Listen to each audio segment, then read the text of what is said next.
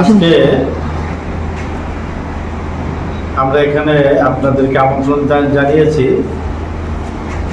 বিষয় হচ্ছে জরুরি অবস্থা। জরুরি অবস্থার কালো দিনগুলো নিয়ে আপনাদের সামনে কিছু বলা। আমরা সবাই জানি 1975 সালে 25শে জুন, মানে আগামীকাল 25শে জুন তৎকালীন প্রধানমন্ত্রী শ্রীমতী ইন্দিরা গান্ধী আভ্যন্তরীণ জরুরি অবস্থা জারি করেছিলেন।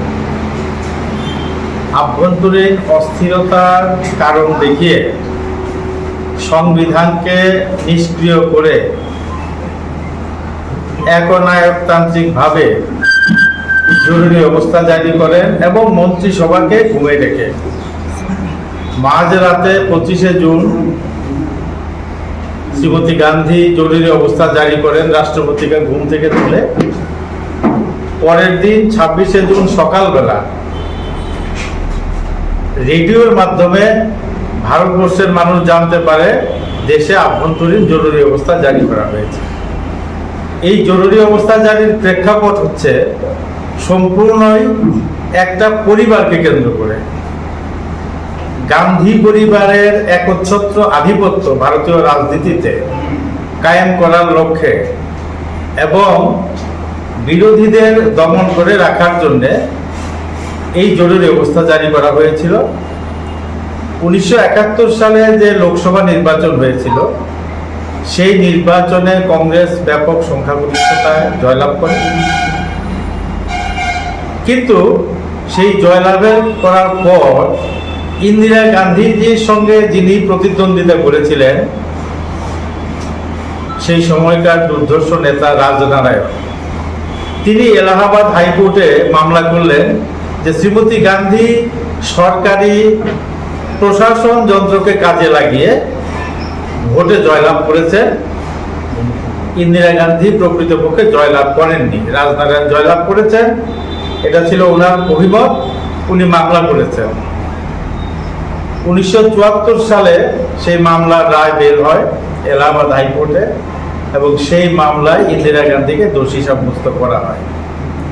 এখন দোষী সাব্যস্ত হওয়ার পর তিনি তো ক্ষমতায় থাকতে পারেন না, সেই অজুহাতে তিনি দেশে আভ্যন্তরীণ অস্থিরতার কারণ দেখিয়ে জরুরি অবস্থা জারি করলেন 75 সালে 25শে জুন। এর প্রেক্ষাপটটা আরো হচ্ছে যে সেই সময়ে গান্ধী পরিবারের একচ্ছত্র আধিপত্যের কারণে সারা ভারতবর্ষে কিন্তু তুমুল আন্দোলন তৈরি হয়েছিল। বিশেষ করে বিহার এবং গুজরাটে ছাত্র আন্দোলন তৈরি হয়েছিল। সেই ছাত্র আন্দোলন ব্যাপক আকার ধারণ করে। ফার্নান্ডেজের নেতৃত্বে রেল আন্দোলন ব্যাপক আকার ধারণ করে। দ্রব্যমূল্য বৃদ্ধি পায়, খাদ্য সংকট দেখা দেয় এবং শ্রীমতী গান্ধীর নেতৃত্বে যে সরকার ছিল সেই সরকার সেই সময়ে সার্বিকভাবে ব্যর্থতার পরিচয় দেয়। কিন্তু শ্রীমতী গান্ধী নিজের গতিকে অক্ষুণ্ণ রাখার জন্যে, নিজের পরিবারকে সুরক্ষিত রাখার জন্যে তিনি সেই সময়ে জরুরি অবস্থা জারি করেন। জরুরি অবস্থা জারি করার সঙ্গে সঙ্গেই তিনি কি করলেন, দেশের সমস্ত যে প্রধান প্রচার মাধ্যমগুলো ছিল সেই প্রচার মাধ্যমের সংযোগ কেটে দেন। বাগবাড়ি লেম্বুছড়া স্থিত Rajarshi college of education and skill Tripura সরকারের অনুমোদিত এবং ত্রিপুরা বিশ্ববিদ্যালয় দ্বারা এফিলিয়েটেড একটি ইংলিশ মিডিয়াম কলেজ, যেখানে ছাত্রছাত্রীদের যাতায়াতের জন্য রয়েছে বাসের সুবিধা।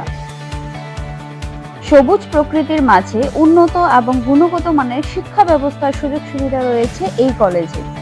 এই কলেজে ছাত্রছাত্রীদের অল ইন্ডিয়া কম্পিটিটিভ এক্সামের জন্য বিনামূল্যে প্রশিক্ষণ দেওয়া হয় এবং প্রত্যেক ছাত্রছাত্রীদের জন্য রয়েছে আলাদা মেন্টর এবং স্মার্ট ক্লাসের সুযোগ সুবিধা, যেখানে ছাত্রছাত্রীদের প্রত্যেকটি বিষয়ে খুব ভালোভাবে গাইড করা হয়। পড়াশোনায় হেল্পের জন্য রয়েছে লাইব্রেরির ব্যবস্থাও। Rajarshi college of education and skill মহাবিদ্যালয়ের ছাত্রছাত্রীদের mathematics, botany, zoology, physiology, geography, English, Kokborok, political science, history, education, philosophy ইত্যাদি সাবজেক্টগুলোর ওপর প্রশিক্ষণ দেওয়া হয়।